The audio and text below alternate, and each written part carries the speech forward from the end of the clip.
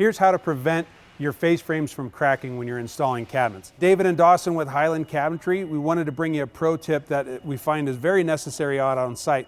We often see that face frames are cracked, and that's not a problem with the cabinetry, it's actually an installation error. So a pro tip that we wanted to bring to you today is the fact that you want to use a tapered drill bit with a countersink.